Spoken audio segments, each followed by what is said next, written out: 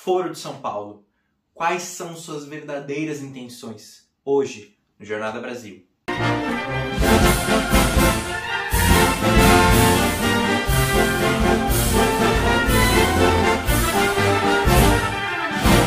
Gente, com a vitória do Partido Socialista no Chile, o partido de esquerda no Chile, voltam-se os olhos novamente para o poder do Foro de São Paulo e para suas verdadeiras intenções.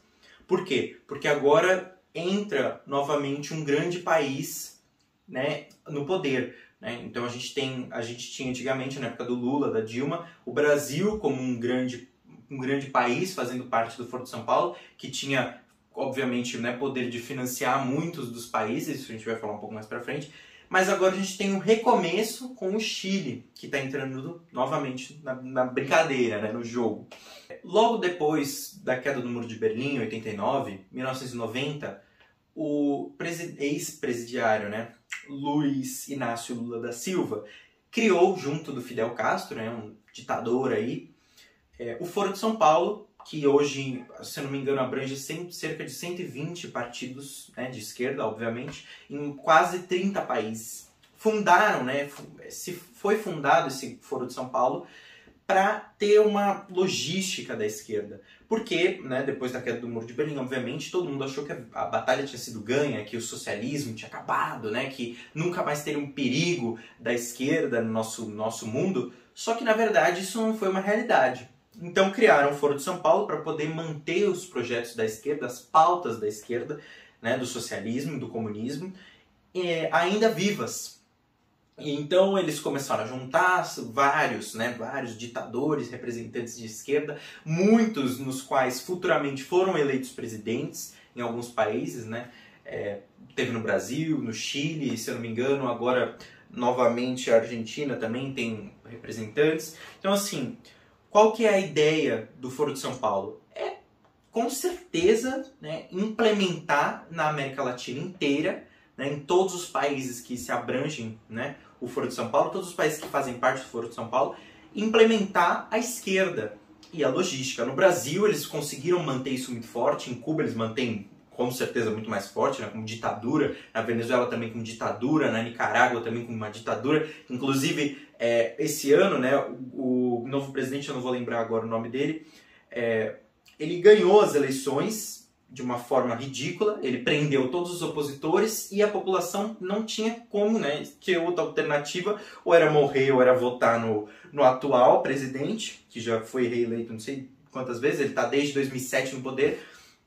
E foi estranho porque o próprio Lula criticou as pessoas, porque ele comentou assim, por que a Angela Merkel na Alemanha pode ficar 16 anos e o Daniel Ortega, acho que é Daniel Ortega o nome dele, o Daniel Ortega não pode se reeleger. Bom, assim como foi em Cuba, assim como foi na Venezuela, hoje em dia na Venezuela você não tem mais opositor.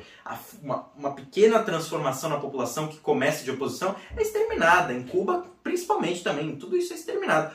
Só que aí vem em 2019 uma citação da deputada federal Gleisi Hoffmann, do PT, e ela falou assim, do Foro de São Paulo a obrigação de defender a democracia, de difundir a democracia. Agora, peraí, uma organização como o Foro de São Paulo, que eu posso inclusive acreditar que é uma organização criminosa, sim, como o Foro de São Paulo, que tem como fundador o Chávez, que foi um ditador, que tem o Maduro como um dos participantes, que é um ditador na Venezuela, que tem grandes partidos de esquerda que difundem, que espalham a ideia do socialismo e do comunismo como se fosse uma coisa boa, que tem participantes como as Farc, entre outras organizações criminosas que sequestram, que fazem tráfico, que matam, exterminam, terrorismo, fazem parte do Foro de São Paulo. Como que você tem coragem de falar que esse partido defende democracia? Lá em Cuba é democracia? Uma ditadura onde você não pode sair na rua protestar que matam você? Ou na Venezuela é uma democracia? Em Nicarágua é uma democracia? Onde você só prende os seus opositores e continua no poder desde 2007, como que é o caso do Daniel Ortega? Não, acho que não. Entre os partidos que fazem parte aí do Foro de São Paulo, entre os partidos que fazem parte do Foro de São Paulo, PT, PSOL, PCdoB, PCO, PCB, PDT do Ciro Gomes, tem o Partido Comunista Chileno, o Partido Socialista da Venezuela, o Partido Socialista do Chile, o Partido Socialista de Cuba, bem, entre outros, né? São mais de 120 partidos, se não até mais, partidos que nem falam, né, abertamente que fazem parte do Foro de São Paulo, mas que patrocinam. Inclusive, vou falar em um próximo vídeo, teve um caso, né, de uma jornalista, ou de um jornalista, não lembro exatamente, espanhol, que falou que partidos foram financiados, né, por meio do Foro de São Paulo para conseguir espalhar os seus candidatos pela América Latina. Inclusive na Espanha houve financiamento para outros países, né? Depois eu falo melhor dessa história.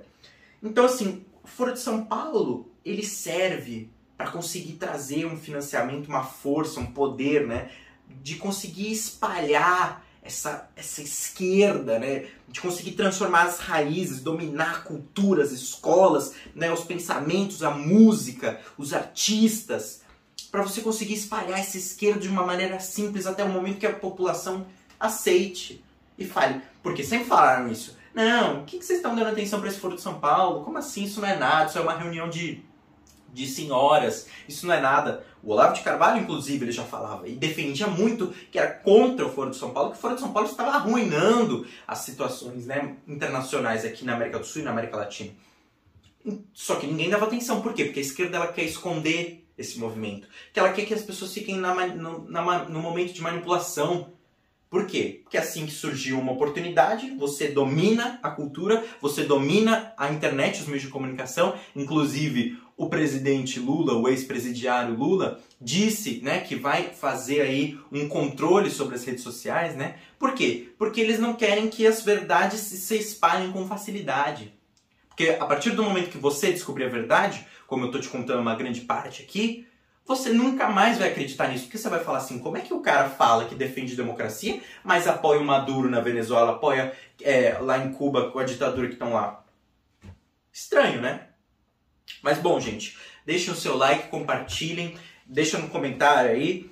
E lembra, compartilhe esse vídeo com as pessoas, porque quanto mais pessoas virem esses vídeos assim, melhor mais importante é. Tudo bem? Muito obrigado.